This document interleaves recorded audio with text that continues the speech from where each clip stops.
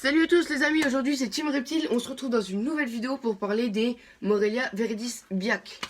Donc, du coup ce n'est pas le mien de serpent, c'est le serpent à ma mère. Donc du coup je vais essayer de vous le montrer sans me faire attaquer bien évidemment. Parce que je crois que vous connaissez un peu tous la légende. Les biacs sont souvent agrafeurs. Donc je risque de me faire mordre dans cette vidéo. Donc voilà, si vous voulez me voir me faire mordre, restez jusqu'à la fin. Peut-être que je me ferai mordre. Donc voilà, donc du coup je vais vous expliquer un petit peu le maintien. Donc là au sol on est à 26 degrés, donc pareil 26-25, un peu comme les pitons. Vu que les Morelia viridis ce sont des pitons, donc c'est exactement pareil. En température dans le terrain on est à 30 degrés. Du coup je vais vous expliquer un petit peu comment ça va se dérouler et tout ça. Donc du coup je vais déjà vous le montrer. Hop là. Alors, le Morelia viridis biac, le problème avec ce Morelia là, c'est que souvent ils sont très agrafeurs.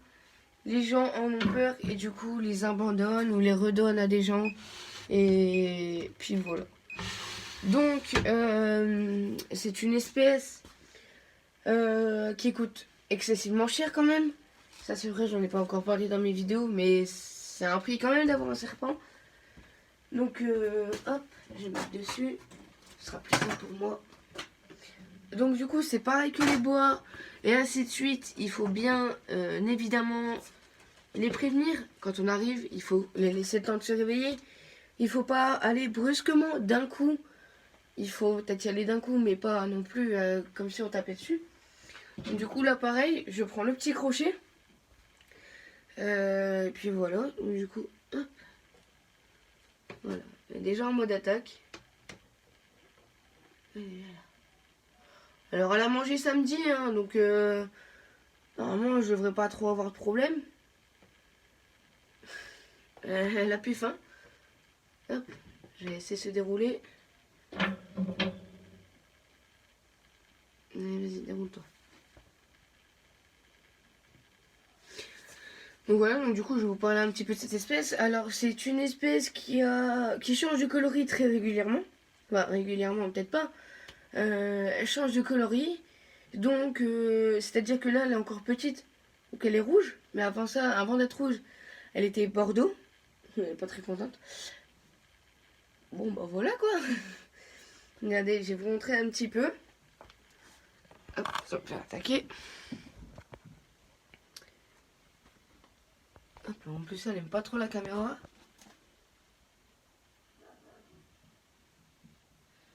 Donc voilà. Donc tout ça pour vous dire que, enfin voilà quoi, c'est pas non plus une espèce que on a comme ça directement sur le coup quoi. Donc je risque de me faire attaquer en voulant essayer de la prendre. Donc c'est un... Au début quand elle est petite, elle est bordeaux. Après ça elle devient rouge. Elle finit par devenir jaune, ce qu'on appelle les Morelia yellow. Puis en plus de ça, après elles deviennent jaunes, vertes et arrivées adultes, elles sont vertes avec des points bleus dessus. Voilà. Donc là je vais essayer de vous la sortir sans me faire attaquer. Bien évidemment, comme à chaque fois.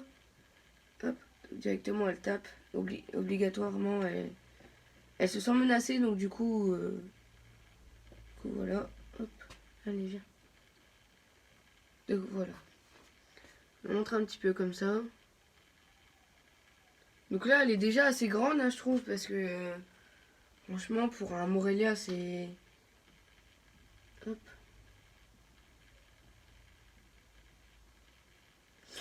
Du coup je vais essayer de la prendre après. Donc voilà, donc là on est sur un petit biac qui a déjà de très beaux coloris. Donc voilà. Hop. Bah, elle kiffe pas trop la caméra. Donc quand c'est comme ça, moi souvent je la laisse se calmer. Je prends des gants au début, parce que toujours au début pour la déloger, elle va essayer de taper. Donc, du coup j'ai pas trop envie de me faire... voilà quoi. Donc du coup pour la déloger, je vais mettre les gants. Mais par contre au niveau de la manipulation et tout ça, je vais les enlever. Hop. tu viens avec moi.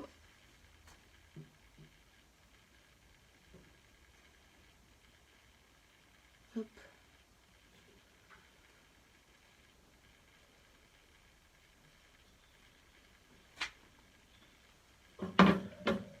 Hop là.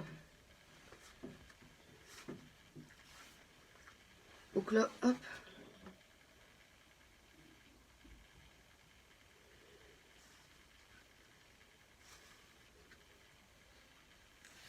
Oh là. Donc là, voilà. Donc là, on est sur un petit spécimen, un tout petit. Hein. Il est encore juvénile. Arrivé à taille adulte, il devient assez grand.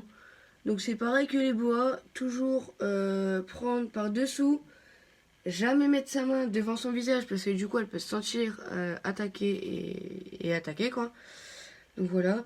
Donc elle, au niveau de l'alimentation, elle mange principalement du blanchon. Avant elle était au bébé souris. Elle est devenue un stade au-dessus, donc c'est-à-dire les blanchons, juste avant les souris. Non, avant les souris il y a des sauteuses. Donc voilà. Donc ouais, voilà, c'est une petite espèce assez sympa à avoir en captivité. Bon, par contre, je vous dis, hein, c'est sûr que si vous avez un Morelia Biak, surtout les Biak, vous risquez de vous faire attaquer au moins une fois, voire deux si c'est pas assez pour elle. Donc voilà, de très jolis coloris. Et je sais pas si vous allez voir, elle commence à avoir des petits points jaunes partout sur elle. Ça veut dire qu'elle va déjà commencer à changer de couleur. Elle va déjà commencer à devenir toute jaune. Ensuite, après être jaune, elle va commencer à devenir verte. Et en étant verte, elle est arrivée à stade adulte. Donc au niveau, pour arriver jusqu'à sa taille adulte, elle a à peu près 4 ans. Après, je vais essayer de vous montrer. Hop. Donc voilà. Au bout de sa queue, vous pouvez voir que le bout de sa queue, il est tout noir. Parce que du coup, quand elle est petite, non, quand elle est adulte, pardon, elle se met en forme, en place normale, quoi. Tu sais, avec des U, là, comme ça. Elle se met comme ça, et puis, en fait, elle va mettre sa queue en bas, et elle va la laisser pendre comme ça. Ça, les oiseaux, ils vont penser que c'est un ver de terre, puis elle va les attaquer. Donc, du coup, elle va les bourroyer, les attaquer, puis voilà.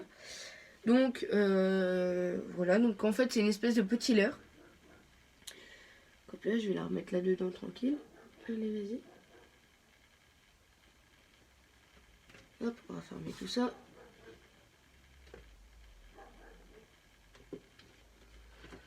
Hop là.